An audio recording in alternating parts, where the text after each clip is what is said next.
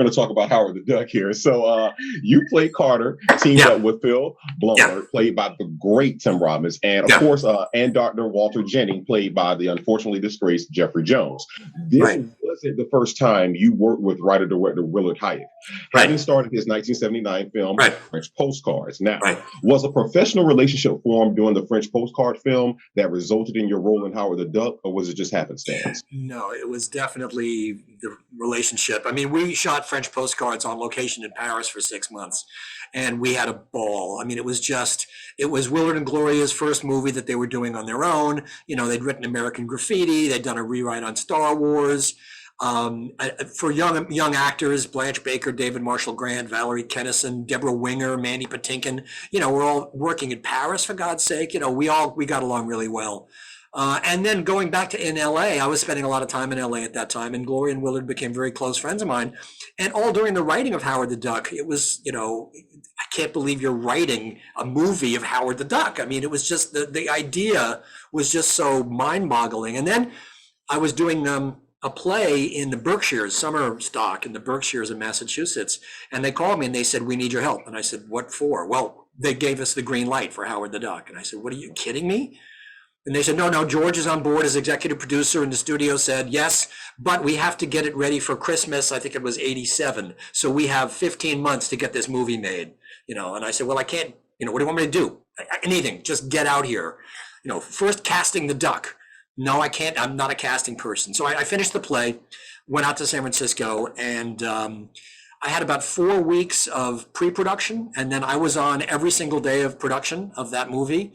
It's funny because you inspired me. I took out my file folder of Howard the Duck. I actually have a call sheet from the last day of production, of first unit production. Then I went on to the second unit, because what happened was they basically said, "We trust you. You're an actor. We're filmmakers and writers. You know, we hate actors, as most of them do, but we can talk to you. So just sort of get the sense of what's going on with Howard the Duck, with Howard, the character." So obviously walking around, everybody knew that I had the confidence of the director and the producer, who were these married couple. So everybody gave me, you know, full access and a lot of respect. And after about a week or two, I went back to them and I said, "Guys, listen, you've got puppeteers working over here doing a puppet, and you've got these dwarfs over here that are being fitted for all these suits. You've got these creature makers that are making these mechanisms to make this duck bill move, but you've got nobody playing a character here. And this script has got, I mean, he's in every scene, he's got every funny line, and there's nobody minding the store." And they said, "Yeah, that's a good point." And I said, "So that's what you need." And they said, "Great, that's what you do." So that's when they said, "You're the duck coach." So I said, "Okay, this is the first thing I want to do.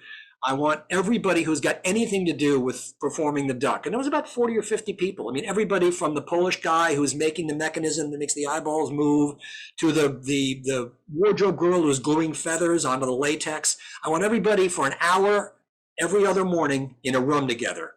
Why? Well, I don't know. We got to get to know each other. We got to get to know Howard. So I started showing them Honeymooners episodes, you know, Ralph Cramden. And I said, "Okay, guys, this is Howard the Duck. Now look what happens when Ralph Cramden walks into that room. Bang! He's everywhere. Pow! Zoom! I mean, it's bigger than life, and it broadcasts." I said, "This is what we need for Howard the Duck." And then, of course, when we started shooting, we had tremendous technical problems because that was right at the end of the era of practical effects. In fact, while we were shooting at ILM, they were doing what I believe is the first CGI in any major picture, which was the young Sherlock Holmes, you know, that sequence with the stained glass window, which took them like 6 months. We just talked to Brennis about all that. Yeah. Who had ILM there. Yeah, that's. Yeah. So Howard, and at the same time, they were doing Who Framed Roger Rabbit, which was a similar kind of, you know, expanding the territory. Let's put live action in a cartoon. But with Howard the Duck, we went practical. So everything is on the set. And we had hand puppets, close-up puppets. We had dwarves in suits with radio-controlled heads. We had stunt dwarfs. I mean, it was all over the place. But it took a lot of time. So, you know, movie crew arrives at a set, you know, the director and the photographer, they want to go and like block out the scene, you know, and I would go, because it took like an hour or two for Ed Gale to put on the suit, right? And so I'd go and I'd sort of be Howard, and Willard would say, okay, no, so Howard comes running down this staircase and then he spins around and goes over here. And I'd say, well, that's great, except he can't run because Ed inside the suit can't see outside. He can only see out the bill when the bill is open. So, okay, I can give you like quick steps. His hand's got to be on the railing. I mean, I knew the limitations. And then Ed had a little thing in his ear that the main puppeteer, Tim Rose, was operating the beak, and he was in the next room, and it was all radio controlled. We had a whole duck unit. We had our own slave cameras, and we had our own communication system, so that Ed was hearing the lines, and he was kind of miming while this was going on.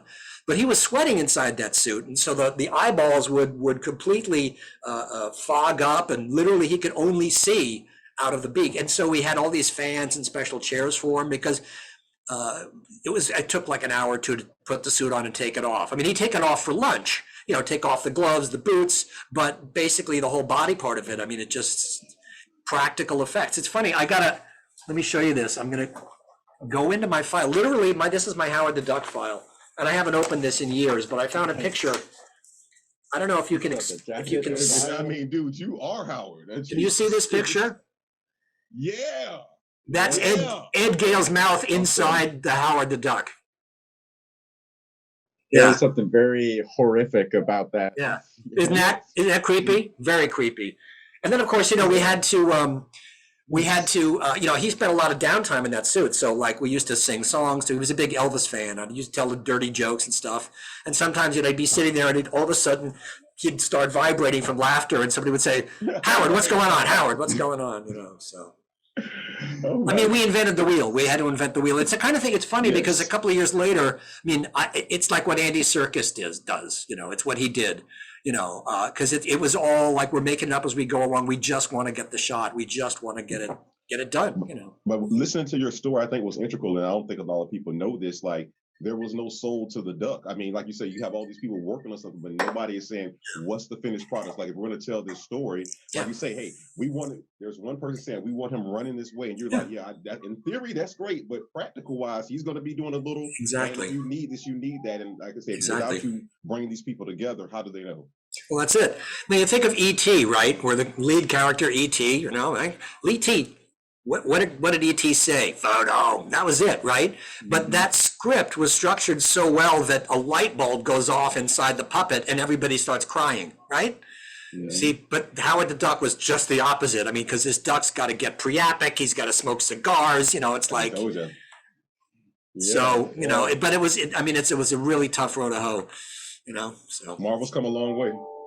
Well, now, I mean, this whole renaissance is amazing. I mean, Willard sent me this, the Hollywood Reporter article, a link to that, which blew my mind. I'm sure you've read that article, and Leah was saying the same thing I'm saying, is that, it's a character. And so you got to, actors know characters and know how to play comedy.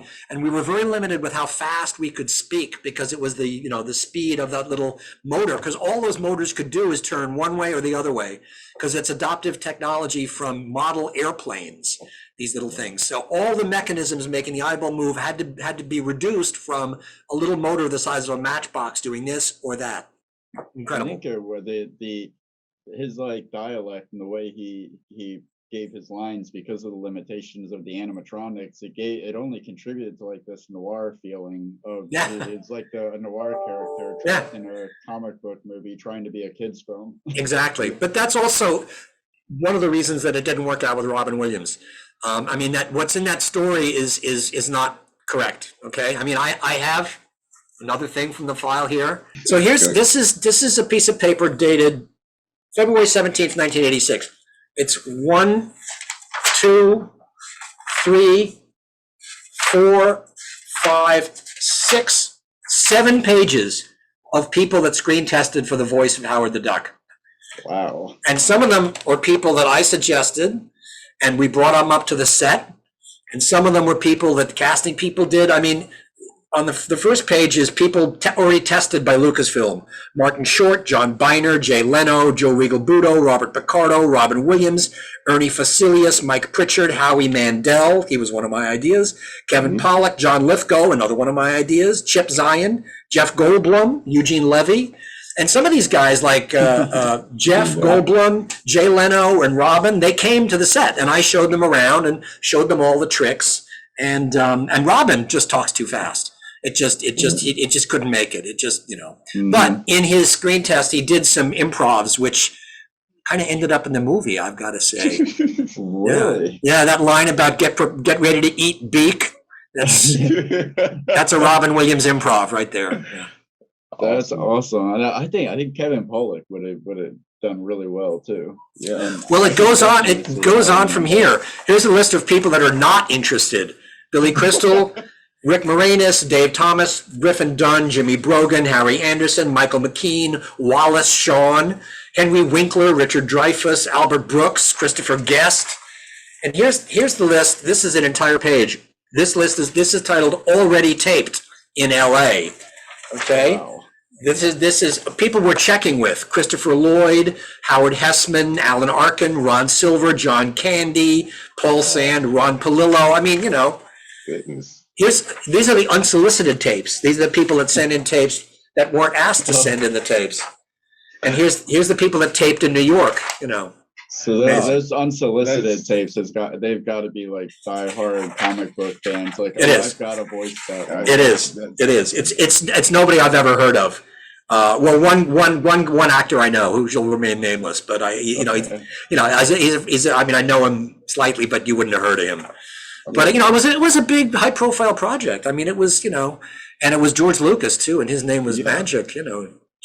It's one of the reasons we got canned in the by the critics too, I think, is that like finally they can say, you know, get the daggers sharp for George Lucas. Finally, we've got something. Oh boy, we can dig on him, you know. Oh, how the mighty have fallen. Right. Exactly. I mean, he changed the world with that one film, and all of a sudden they think everything is going to be that. Like, no.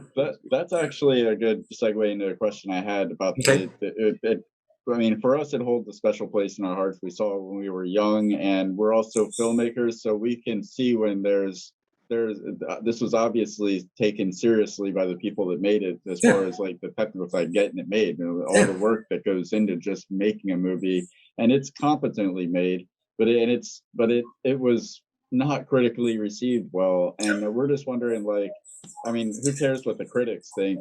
What was your initial reaction to it, and how do you look back at it now?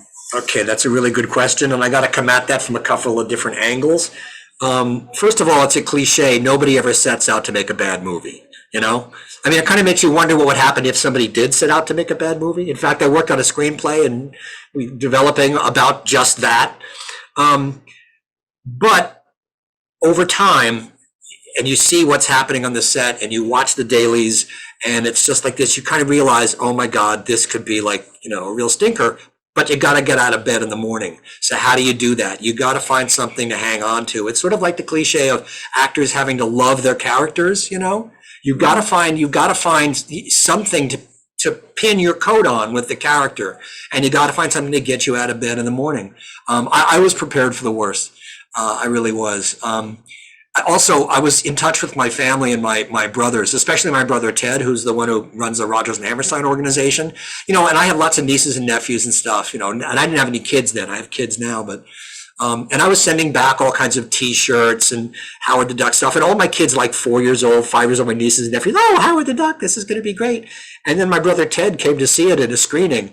And I think it was when that Jeffrey's character, the tongue comes out and goes into the light socket, and my brother turned to me and he said, "My daughter is not going to see this movie."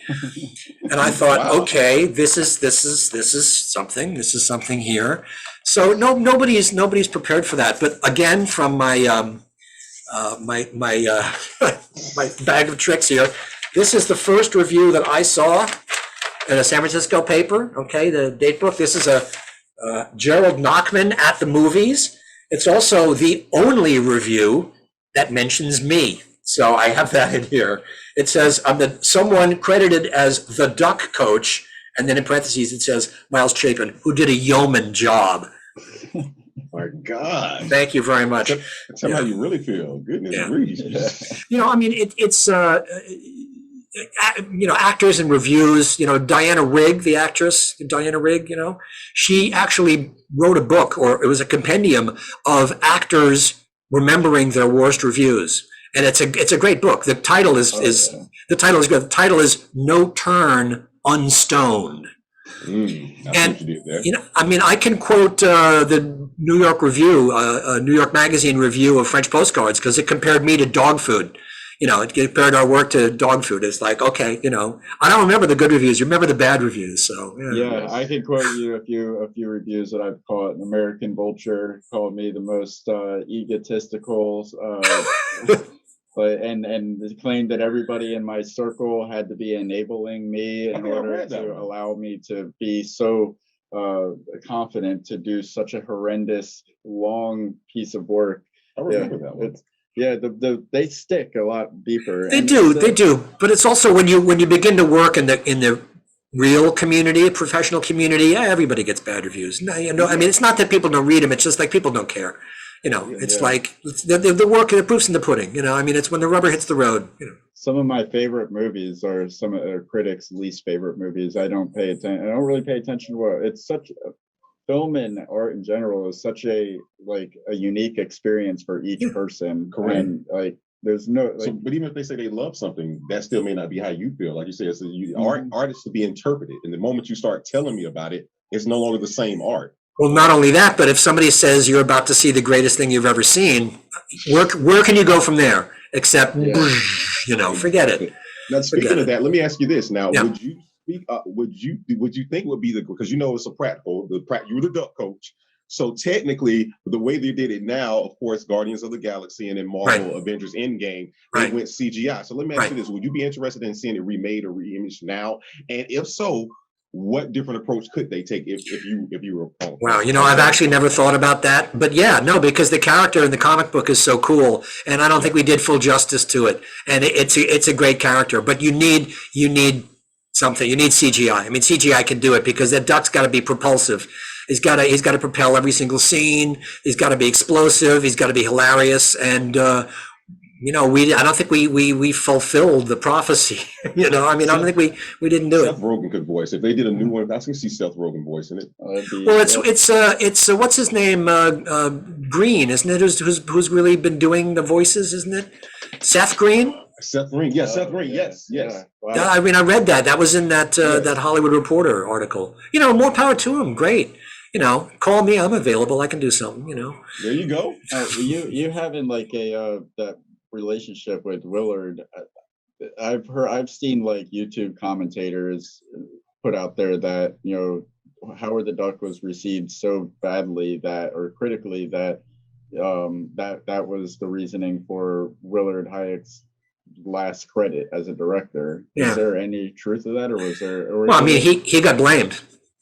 He was the fall guy. I mean, George Lucas was untouchable, so somebody's got to, shovel the shit, right, or have the shit shoveled on him, and that's Willard. And Willard, Willard's hanging in there, and he's still living. I mean, Gloria left us about 1.5 years ago. And Willard sold his house and moved into an apartment in Beverly Hills. He's got a new girlfriend, and he's writing. He keeps writing, and I think he's more at home as a writer than he is with on a set, because it's a different set of muscles that you're using, and it's a different set of skills that you need. And directing a film is just so many people asking you so many questions, and you got to get along with so many people. And Willard's much more quiet, and I mean, his wit is like a stiletto. I mean, it's just that's one of the reasons I love the guy. It's just he's a really pleasure to be with. I mean, we went skiing once, and we're at the top of this mountain, and we're sort of looking down. Neither him and I are very good skiers. We're looking down the slope, and we have our goggles up here, and he looked at me, he goes, "And now the Nazis are chasing us." And I said, "Yes, let's go, quick!" And we put on the thing, and we're like going down. It's that kind of humor, and it's too bad. It's too bad, But I mean, he does a lot of uncredited rewrites and stuff too. I mean, he's in the pantheon. But yeah. I just find it unfair. Like everybody, it's the old adage, hey, if the football team loses, you blame the coach and the quarterback. But when you see a film, like anyone who knows anyone, there are a million names that go scroll at the end of that thing, but one person gets blamed, and it's unfair. Yeah, no, it is. It is totally unfair. And he's a sensitive guy too, And as to whether, he was offered things and turned them down, or whether he tried to get things made, I don't know. That's his business, not mine. I mean, I love the guy. I support him. He's a friend. That's the most important thing to me.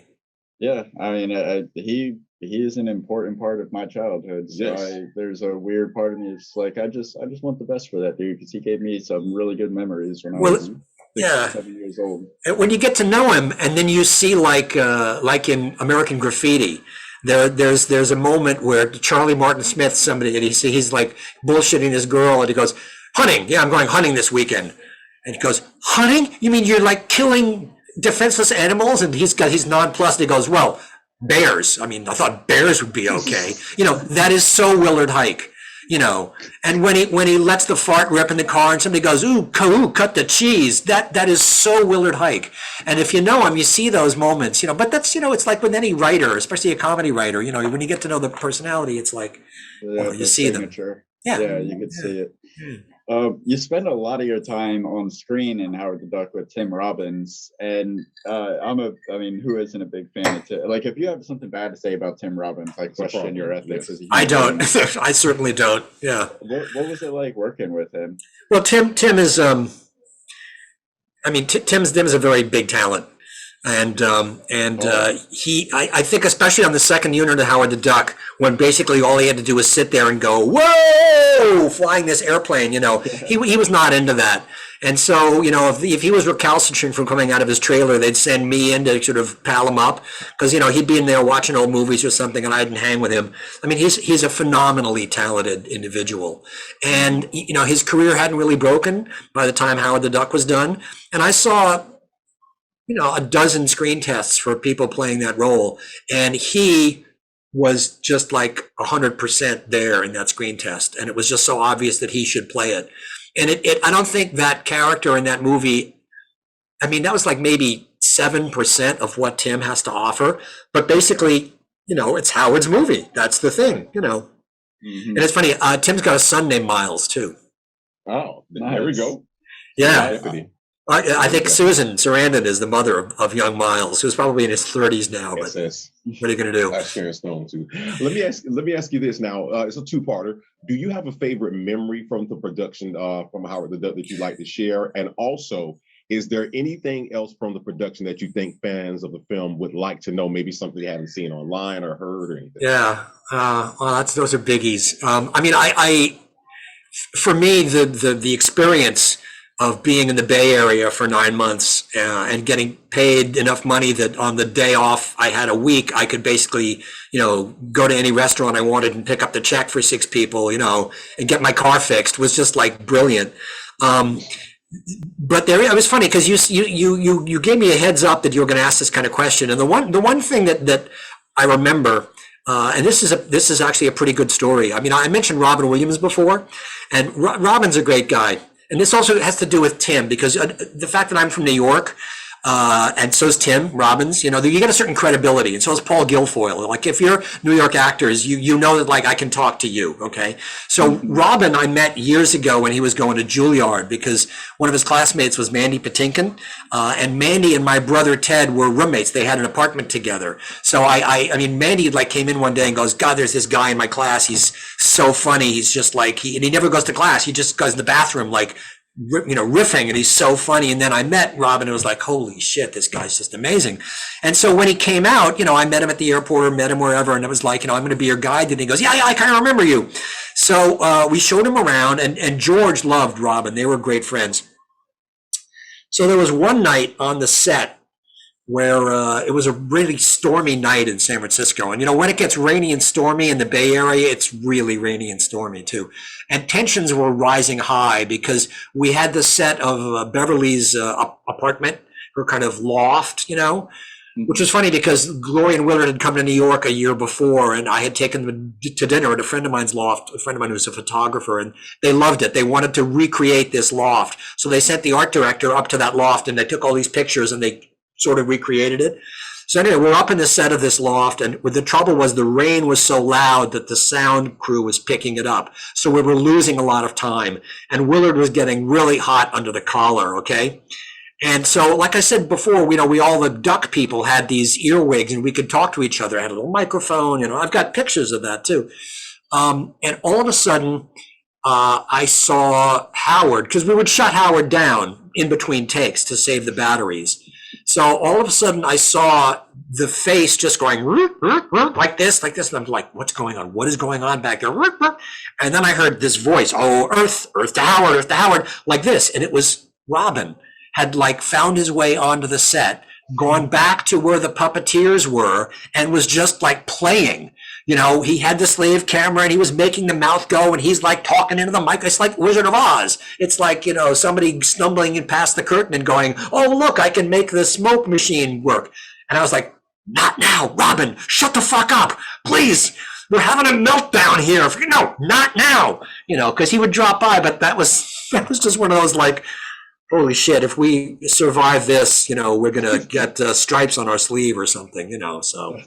Wow. Any story that ends with Robin, shut the fuck up. This is Robin Williams actually watching over us. Yes, right now. Oh, well, this is character from Death of Smoochie. What a sweet guy. Yeah, Yes, yeah. yes. You know, and just brilliant. Being with him was so easy because you could just like, it's like feeding the birds. It's like, here, how about this? And then he would take that and run with it. It's like, how about this? You know, and I, you know, like he would exhaust a lot of actors who were kind of like felt they tried to keep up with him. No, forget it. Why You know, even try? why don't even try? Don't, just leave him in the dust. Stop. Yeah. But he was a real sweetheart. You know, he really was. And he had free reign on the set. He used to come around a lot and stuff. But that night was just like, and as you say, who gets to say "shut the fuck up" to Robin Williams? Who would even want to? Well, I mean, you were put in the position to. I totally understand. You're like, wait, no, there's fuel and there's a fire. I need to keep them away from each other. Exactly. Let me show No, you no, a couple no. more of these pictures. This is me on the second unit. Me and Tom Wright, who was the second unit director, and we're up on the camera car looking, and I'm sort of pointing something out, like, you know, this is the way it has to be, you know. Do you remember where what scene? Oh, that was the Tom Wright, the second unit. What we did was mostly the stunt work on the air flying sequences. That's what I thought. You know, noticed. yeah. For some reason, the color of the sky made me think of the. Yeah, well, it was all done pieces and pieces. I mean, the town that the parade was, where we did the gag with the truck, that was in the Delta area. The marsh with the duck hunters, that was in the Sacramento River Delta. Novato, we shot some scenes in Novato, and then they tried to make it work. And I've got a picture of the second unit here. Wait a minute, bear with me. Yeah, here's the second unit. Okay, this is the cast and crew photograph this is Duck World, the miniature Duck World in the opening. But this is the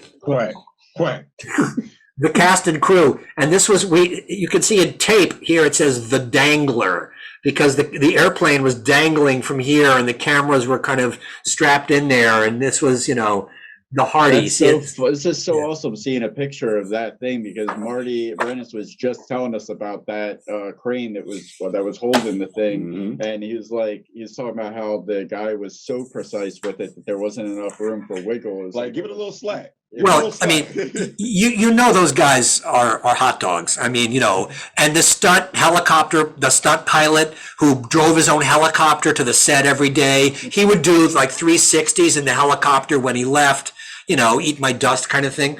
But here's a picture that kind of, this is what I did on Howard the Duck, okay? There's me talking to Ed Gale. You see, I got the script in my hand, and I've got the headphones on. Emilio Estevez ain't got shit on you. You're the real duck coach. All right, I'll tell you that right now. Thank you. I saw another picture of you of him in like an alley. Like, it looked like you were having a heart-to-heart with Howard when I did the Google search. Oh yeah, well it's like an autograph picture that. Yeah, no, but that's I don't have that anymore, because I work with this guy for fan conventions, and I think he's got it because that's the one where I sign at fan conventions. And I'm kind of sitting there smoking a cigarette, and we're in an alley. That was the night we did the Dykes on Bikes. And I'm just like talking with him because Ed Gale and I got to be really close friends, you know. You spend a lot of time. I mean, this is another one, me and Ed, you know, there we are in the doctor's office. So good. You know, man. Here I am hiding in the shadows with my little microphone, you know, trying to stay out of the way. It was funny because like the guy from to imagine is that like 50 years from now, your great-grandchildren or your grandchildren, they don't know that movies exist or Howard the Duck exists. They just find these pictures with no context. You're like, what the fuck? Well, their great-grandfather? you know, we're not going to have to wait for the generations, because I got two kids, and Well, my son, he's not here right now, but they don't like movies. They don't care. I don't think they've ever seen Howard the Duck. I know. Well, I didn't force them to care about my work. So, you know, here's another one. The opposite. What's so funny, the way generations were, like, you know, my dad made creativity such an important thing. You go your own way, and the apple did roll. Yeah. Well, it'll come back. It's like it's a boomerang thing. Yeah. Here's me and Howard, and that's Willard. And we're at the Kitty Land, which I think is where they find the airplane, which was in the lower Napa Valley down in Carneros, you know. That is so cool. Yeah. Oh, here's me and Willard just kind of laughing and scratching together.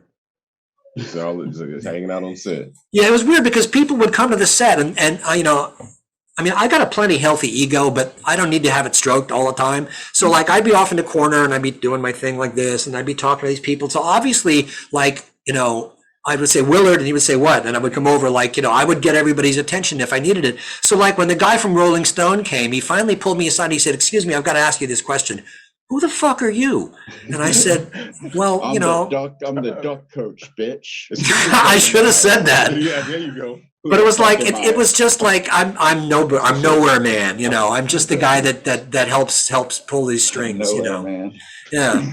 But it's funny because, awesome. you know, a lot of people, there was one that said, if you want to find out about Howard, that's the guy you need to talk to, you know. But, you know, it's also, a lot of it is prestidigitation, you know, people don't want to see the strings, you know. Yeah. That's what it. I mean, I when I saw Duck Coach on IMDb, I could have never. He called me. He was like, "Do you know what this is?" I was like, "I'm not even gonna lie, no." And it is more than fulfilled my expectations here. What happened way up here? Well, it's funny. It's funny that you mentioned, or we started talking about the character Carter that I played, because originally that was supposed to be another actor who got a better job. And took it, and so they had to replace him. So Gloria said to me, "Oh, by the way, Jason's not showing up next week. You're going to play Carter." And I said, "Oh, great. Who's going to do my job?" She went, "Oh, anybody can do your job." And I said, "Oh, really? Oh, here." And I handed her, and she tried to do it, and it was just, you know, my point was made. There you go. You were perfect. That your role, even as a kid, stood out to me because you were such a you're one of those characters that as soon as you came on the screen, it felt genuine and trustworthy, and you just conveyed that energy so perfectly. You felt like, oh, this is an ally. Yeah. Well, that's a big compliment. That's exactly the kind of work I've always tried to do, is make it real, make it believable, you know, and make it funny, you know. I mean, it's, you know. And the fact that you weren't even actually cast for that and were told days prior is just, it makes it even more amazing. Yeah, it's funny because they actually, you know, right in the beginning, there's a scene, or there was one of the first days we shot in the museum when they take Howard to the museum, and there's Dr. Chapin is in that, and the guy has a lab coat and it says Dr. Chapin. I forget. I think it may be Tommy Swerdlow's character is Dr. Chapin, you know, and Phil Blumbert, who Tim Robbins' character. I mean, that's a mutual friend of Gloria Willard's and mine, a guy named Phil Blumberg, and we're still friends. And they sneak that name into all their movies. In the Indiana Jones and the Temple of Doom, when they're at the table eating the monkey brains, and there's that British colonel, that's Colonel Blumbert. That's awesome. For days, it's little Hitchcock moments, you know. So, you know, when the principal photography ended, it was midsummer, and I went to Martha's Vineyard with some friends. And Martha's Vineyard, it was like a pretty high-powered party I was in at Martha's Vineyard. There's, you know, a lot of, you know, I don't need to tell you who goes to, I mean, Barack Obama is there now, right? So I'm telling stories. People said, well, you know, where have you been? In California, working on Howard the Duck like this. And I started telling these stories, and it was like everybody was, oh my God. And one of the editors of Time magazine came over and he said, listen, would you like to write this for the magazine? And I said, well, no, I don't really thought. And then somebody else came over and he said, you know, I'm at Random House. Would you like a book deal? Because we'd like to hear about it. And I said, like, guys, if I write this book, I'll never work in Hollywood again. And like, I'll burn every bridge, you know, because I was fresh off of it and just like, you know, I really needed to shake it off because it was a very intense experience, you know, and then having it be as much of a stinker as it was. I mean, look at my movie career never really sort of, Milosh was the only person who kind of would hire me after that, you know, and it was funny. That was when I began to write. And I mean, that was why I started writing, was I wanted to take more control of my own creative life a little bit, you know. So, you know, it's just funny. It's just the path that people's careers go in, you know.